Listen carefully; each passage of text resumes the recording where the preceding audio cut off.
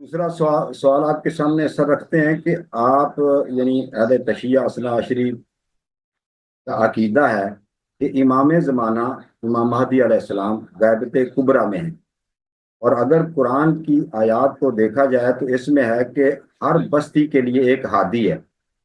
تو اس ہم۔ وقت پھر ہمارا ہادی کدھر ہے اور کہاں ہے؟ کیا لوگ اس دور میں پچھلے 1150 سال سے کس سے ہدایت لے رہے ہیں، جب جب سے وہ غیبت کبریٰ میں چلے گئے ہیں؟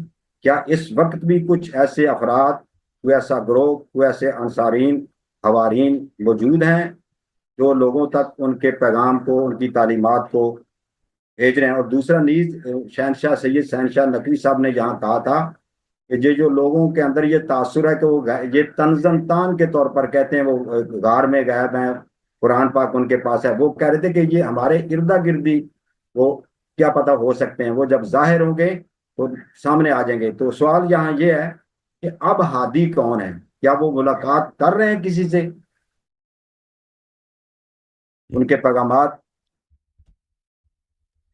جی سر، دیکھیں یہ کنز العمال میں بھی حدیث ہے کہ اللہ کے لیے ہمیشہ زمین پہ حجت ہوتی ہے، یا تو ظاہر مشہور او خائف، ظاہر مغمور ہے، یا اس کے لفظ ہے کہ مستور۔ یہ کنز العمال میں بھی، یہ جو شیعوں کی کتاب نہیں ہے، کہ اللہ کے ہمیشہ زمین پہ، امام علی علیہ السلام کی حدیث ہے وہاں پر کہ دو حجج ہوتے ہیں۔ ایک حجت ہوتا ہے کہ یا تو ظاہر ہوتا ہے یا تو آنکھوں سے، لوگوں کے نگاہوں سے پوشیدہ ہوتا ہے۔ حضرت امام جعفر صادق علیہ السلام سے پوچھا گیا، کیونکہ ہمارے پاس یہ روایات بہت زیادہ ہیں امام عصر علیہ السلام کی غیبت کی، اور شیعہ محدثین نے امام عصر علیہ السلام کی ولادت سے پہلے ان کی غیبت پہ کتابیں لکھی تھیں، یعنی حدیث جمع کر کیا تھا کہ یہ امام غائب ہوں گے۔ تو حضرت رسول صلی اللہ علیہ وآلہ، امام امیر المؤمنین علیہ السلام، فاطمہ الزہرا سلام اللہ علیہا، امام حسن، امام حسین علیہ السلام، اسی طرح بقیہ ائمہ علیہ السلام، امام عصر علیہ السلام کی ولادت سے پہلے بار بار ان کی طویل غیبت کی پہ تصریح کی تھی کہ ان کی غیبت ہوگی۔ تو ان سے امام جعفر صادق علیہ السلام سے پوچھا گیا تھا کہ وہ اپنی غیبت میں اپنے فرائض کیسے انجام دیں گے، لوگوں کو کیسے فائدہ پہنچائیں گے؟ تو فرمایا کہ امام جب ظاہر ہوتا ہے تو اس طرح کہ شمس، سورج جب بادل کے پیچھے نہیں ہوتا، تو سب ڈائریکٹلی اس کے نور سے، اس کی گرمی سے، اس کے فضل سے فائدہ اٹھاتے ہیں۔ اور جب امام غائب ہوتا ہے تو ایسا ہے کہ وہ بادل کے پیچھے ہوتا ہے۔ بادل کے پیچھے جب سورج ہوتا ہے تو اس کی نور، اس کی روشنی اور اس کی گرمی لوگوں تک پہنچتی ہے، لیکن وہ سورج خود نظر نہیں آتا۔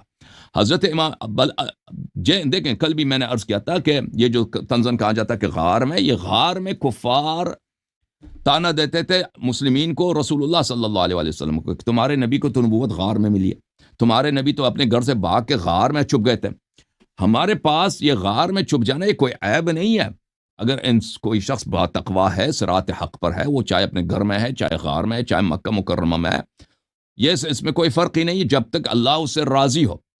اور جو غار میں تھے وہ رسول اللہ صلی اللہ علیہ وآلہ وسلم تھے۔ ہمارے پاس کوئی حدیث، کوئی روایت نہیں ہے کہ حضرت امام مہدی علیہ السلام کسی غار میں تھے، یا کسی غار میں گئے ہیں، یا کسی غار میں انہوں نے پناہ لیا۔ اچھا، غار میں جو نبی صلی اللہ علیہ وسلم تھے یا اصحاب کہف ہیں، وہ ان کی کہانی غار کی نہیں ہے۔ امام عصر علیہ السلام جب ظہور فرمائیں گے، احادیث میں ہے کہ لوگ یہی کہیں گے، ان کو تو ہم ہمیشہ دیکھتے تھے، یہ تو وہ شخص ہیں جن کو ہم ہمیشہ دیکھتے تھے، ان کے سے ہماری ملاقات ہوئی ہے، لیکن ہم نہیں پہچان سکے تھے اس وقت کے امام مہدی علیہ السلام۔ ان کی غیبت کی مثال اس طرح ہے جیسے حضرت رسول صلی اللہ علیہ وآلہ وسلم اعلان بعثت سے پہلے مکے والوں کے درمیان رہتے تھے۔ مکے والے جانتے تھے کہ یہ شخص کون ہے، یہ صادق ہے، یہ امین ہے، یہ سچا آدمی ہے، یہ اچھے کاموں کی ترغیب دیتے ہیں، برے کاموں سے منع کرتے ہیں، یہ امانت دار آدمی ہے، نیک آدمی ہے، پڑوسیوں کا خیال رکھتے ہیں۔ لیکن یہ کہ کیا وہ یہ پیغمبر خاتم الانبیاء ہیں، یہ کسی کے ذہن میں نہیں تھا، یہ خاتم الانبیاء۔ اسی طرح حضرت امام مہدی علیہ السلام لوگوں کے درمیان ہے، لوگ ان کو دیکھتے ہیں کہ یہ اچھے آدمی، نیک آدمی، نیکوکار آدمی ہے، لیکن اس کو پہچان نہیں پاتے کہ یہ وہی مہدی ہیں۔